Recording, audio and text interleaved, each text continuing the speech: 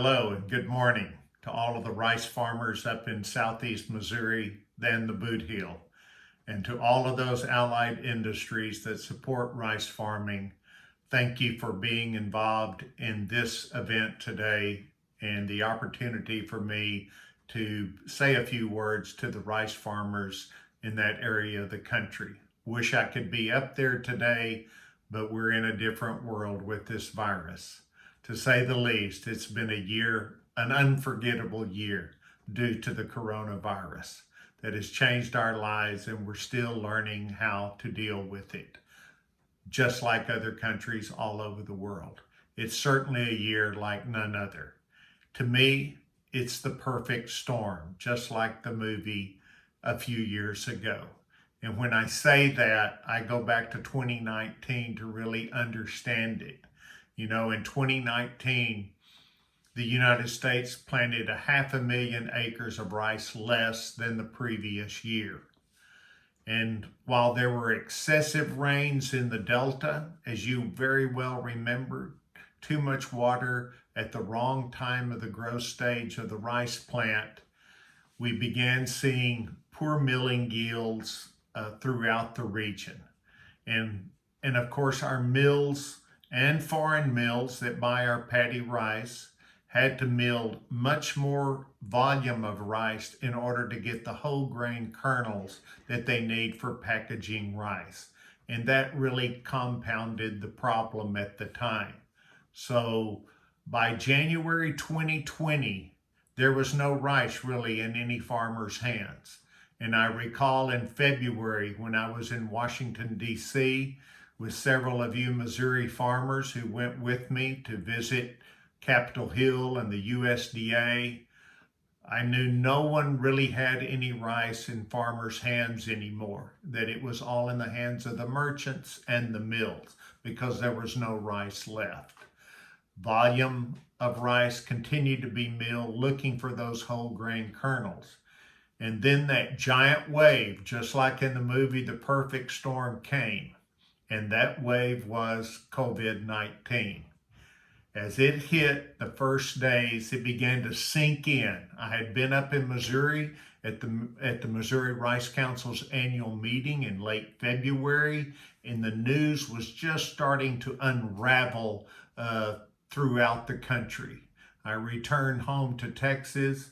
The first days of March, reality began to set in, and a full panic took over. Costco, Walmart, Sam's Club, supermarkets tripled their orders. Panic set in.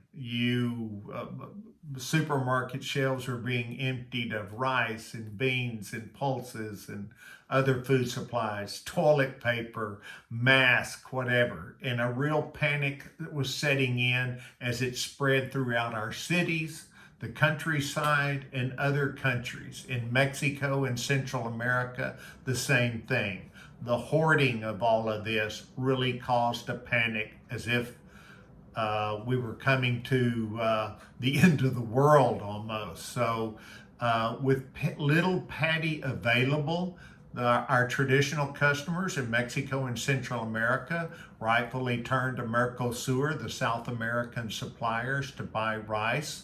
They needed paddy for their mills. And I have never seen, ever, the United States run out of paddy rice like we did this year.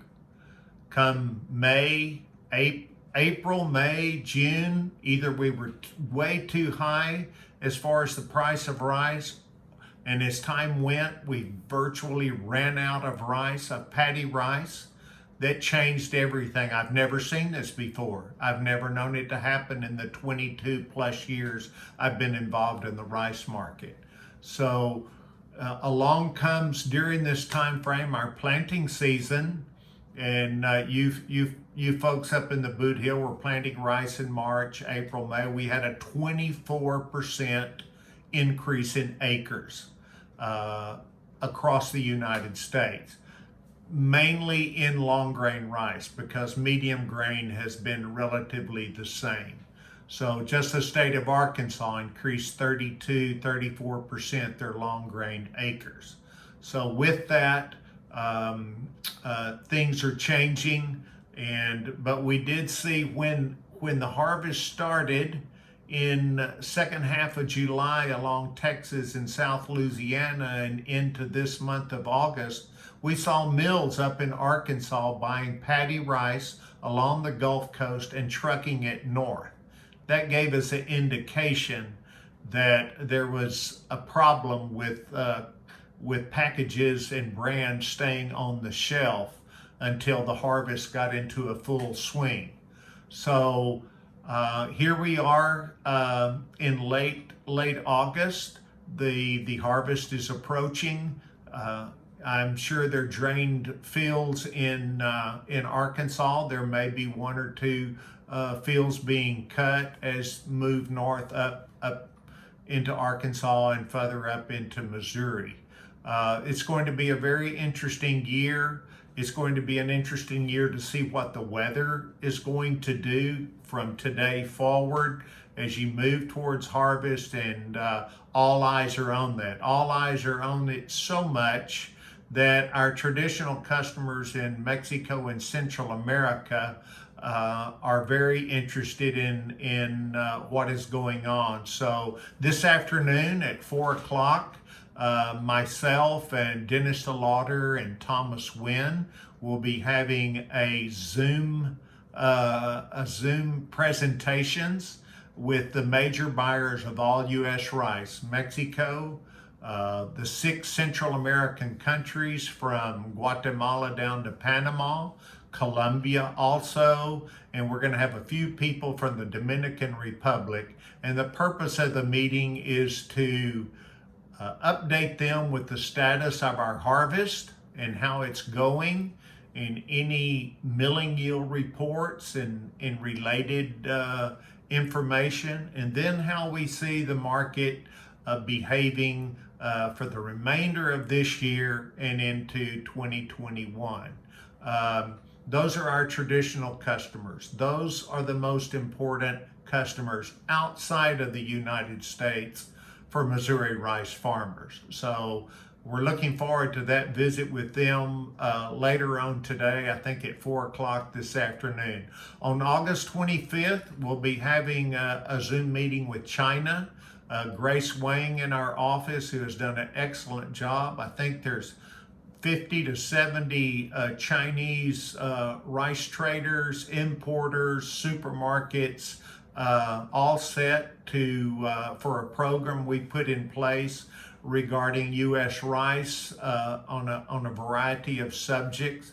This will be a meeting that will be for a couple of hours. It'll be our evening of the 25th, and it'll be their morning of the 26th. So we're staying engaged with the market.